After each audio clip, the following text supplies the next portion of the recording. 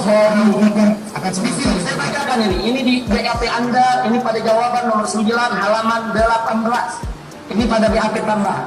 Anda mengatakan di sini sebagaimana barang bukti yang sebelumnya telah diperlihatkan oleh penyidik berupa rekam medis Saudara Rizik atau Habib Muhammad Rizik Syihab bahwa ternyata kata-kata yang disampaikan oleh Muhammad Rizik Syihab adalah bukan yang sebenarnya atau berita bohong. Bayangkan ya bahwa saya menyatakan bahwa Habib berbohong ya. Saya katakan bahwa apa yang Habib sampaikan di saat di Rumah Sakit Umi bahwa beliau sehat dan sebagainya itu memang tidak sesuai karena indikasi COVID-nya ada. Tim dokter pun kan menyampaikan kepada Habib tadi sampaikan bahwa waktu di Rumah Sakit Umi itu antigennya sudah positif ya, dan kemudian indikasi COVID-nya juga ada. Ya artinya memang tidak sehat. Ini yang harus kita antisipasi. Ini penting. Kenapa? Karena saya harus memutus rantai penularan. Jual ayat dan mayat masih dilakoni pendukung Rizik. Tolak Sholati Bima Arya saat meninggal. Ada-ada saja pendukung Rizik ini, namun penting untuk kita bahas. Bermula dari Bima Arya yang baru-baru ini dalam persidangan PN Jakarta Timur menyebut Rizik Syihab berbohong. Sebagai akibatnya, akun media sosial tweet Bima Arya pun segera diserbu oleh para pendukung Rizik yang merasa tak terima panutannya dituding pembohong. Sebuah cuitan kecil di sosial media menjadi sorotan lantaran menyatakan berjanji tak akan mengsolatkan Bima Arya ketika meninggal dunia. Saya dan kawan-kawan janji saya nggak mau nyolati antum bila antum dipanggil sang holik. Tulis akun Damai Lubis, dikutip pada Sabtu 17 April 2021 via tweet. Bahwasanya ini pernyataan dari satu orang itu memang benar. Hal ini tidak penting juga bisa disebut benar. Namun soal masalah sholati orang yang meninggal ini terasa janggal bila kita tidak ikut berkomentar. Pasalnya, satu orang yang baru-baru mencuitkan ini serasa mengulangi kejadian Pilkada 2017 silam, di mana ada kasus yang benar-benar serupa dan tidak dilakoni oleh seorang saja. Bahkan hampir beberapa masjid melakoni itu. Spanduk dipasang besar-besaran. Bahkan benar-benar dilakukan ketika ada salah seorang nenek tua yang meninggal. Hanya karena mendukung Ahok, beliau tidak dimandikan dan disolatkan. Kejam sekali bukan? Agama yang harusnya terhubung antara sang pencipta dengan keimanan individu pada akhiratnya nanti bertolak belakang dengan kenyataan di lapangan yang hanya membicarakan soal duniawi. Sebelumnya karena Pilkada pilih Ahok, kali ini karena Bima Arya tak dukung Rizik.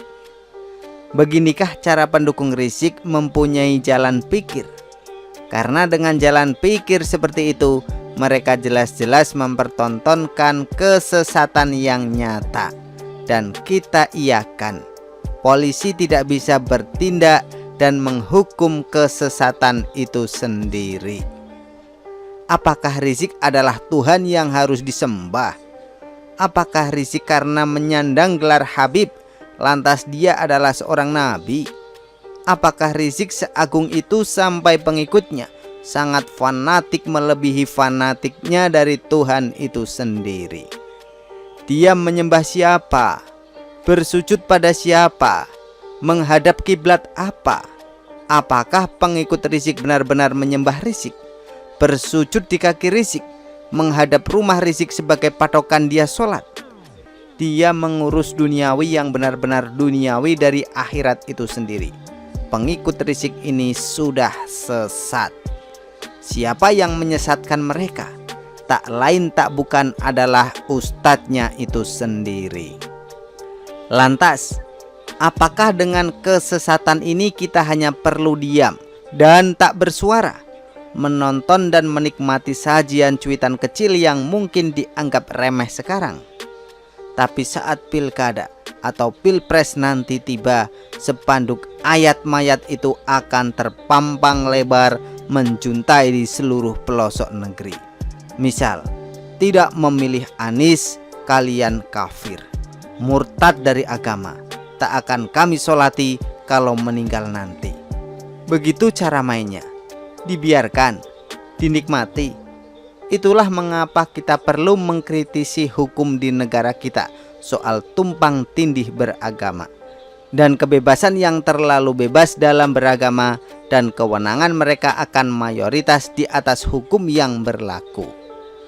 Sesaat harus bisa berani lantang dibilang sesat, bukan karena dia sesat, namun karena punya pengikut banyak. Jadi hukum tunduk dan takut menangkap hanya karena mereka lebih banyak. Negara ini tunduk sama preman jalanan atau sama keadilan sosial bagi seluruh rakyat Indonesia. Mau sampai kapan agama dijadikan komoditas dalam berpolitik sehingga kesesatan itu terus dibiarkan? Agama mayoritas dijunjung tinggi.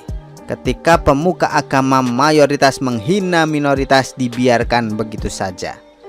Lantas semua berbanding terbalik ketika minoritas berlaku yang sama.